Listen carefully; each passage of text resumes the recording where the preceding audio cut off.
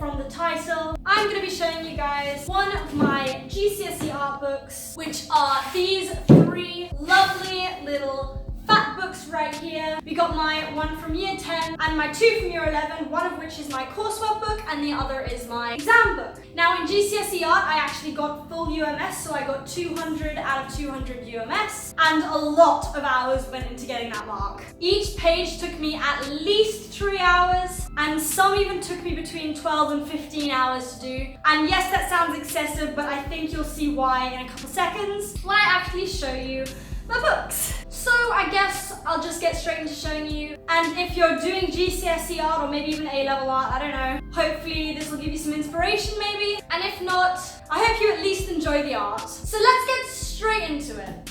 So this is my year 11 A3 GCSE coursework book. So if you go ahead and open it up, got my name, my candidate number, all that, and our theme was order and or disorder. And as you can see, the titles are pretty cool. And to actually get the titles like this, what I did is just in a Word document, I typed out the alphabet, printed it off, and I cut each letter out, which took me forever. And they sort of acted as stencils, so I lay each letter out. When I was writing my name, I wrote, lay the letters out.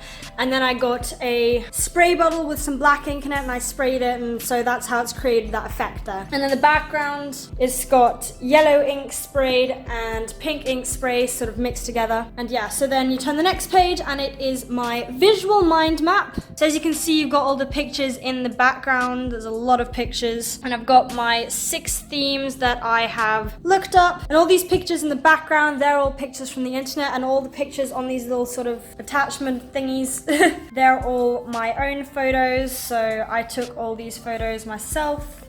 So there's some pretty cool ones there. Turning the page, we got a more specific visual mind map. So I decided to go into imagination because I thought that gives me a cool sort of breadth, and I like all these sort of weird, like abstract-y kind of things.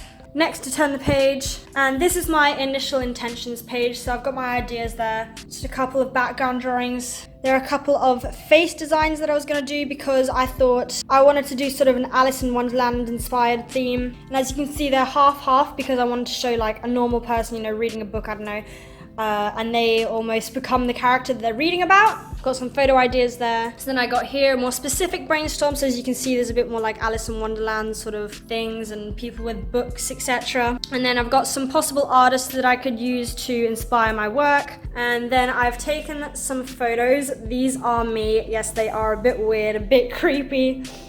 Got the Cheshire cat there.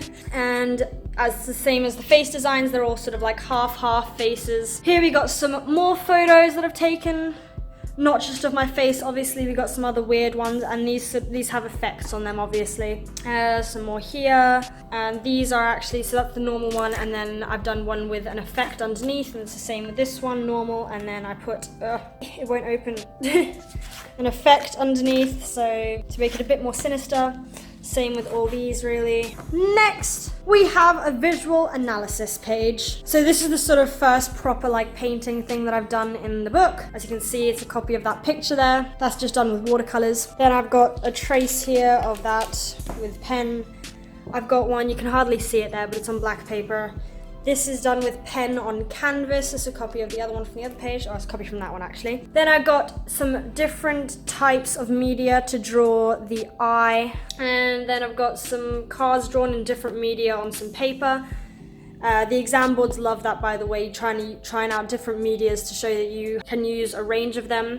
Another eye there in pen. Another 2 drawings of my face. This whole book is going to seem a bit self-centered because it's all about me. Like literally they're all like just drawings of my face. This one's just done in pencil. This one is done in acrylics.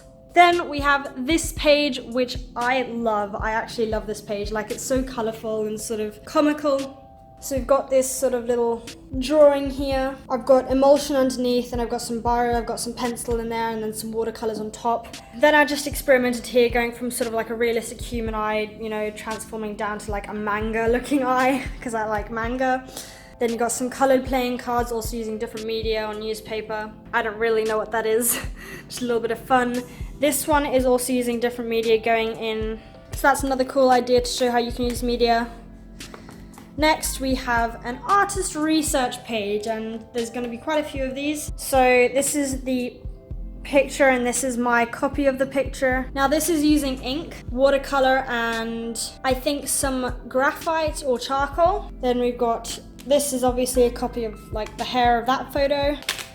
Next, we turn over, we got a page responding to artists, and this is basically using the technique of the artist that I've researched in this page and applying it to my own work. So obviously these are some of the photos. So that photo obviously I've tried to copy there, and that is that other photo that I took. So basically just apply this technique to my work, my photos. Next, I've basically just manipulated the photos, drawn in between them, drawn over them. Again here, using colored pencils around there, drawn there as well, blah, blah, blah. Then here, we have a developing ideas page. And what I wanted to do is I wanted to use color in my work to portray different emotions and apply those different colors and emotions to all those different pictures of me that I took.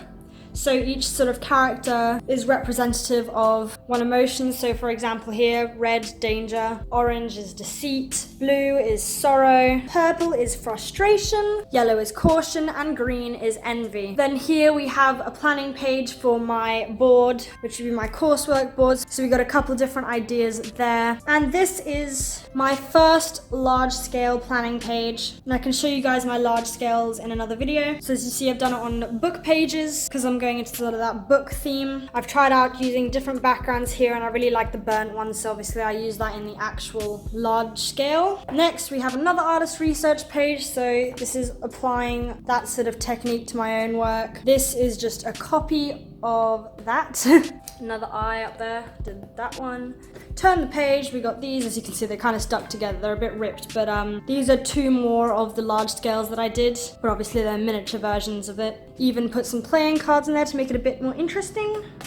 Then here, I've actually experimented using this thing called Brusho, which is basically like a powder dye. So you just put that down on a wet page and it spreads out into really cool sort of patterns and designs. Then here, these are 3 more large scale pieces put down to size. And no, they're not just pictures, they're like actually like miniature versions that I've done just for my book. So that's why it took me a while. Then here we got the process of how I did my large scale too, so that's how it turned out in the end, that picture there of it. Then another artist research, there's this, and then this is my version of it.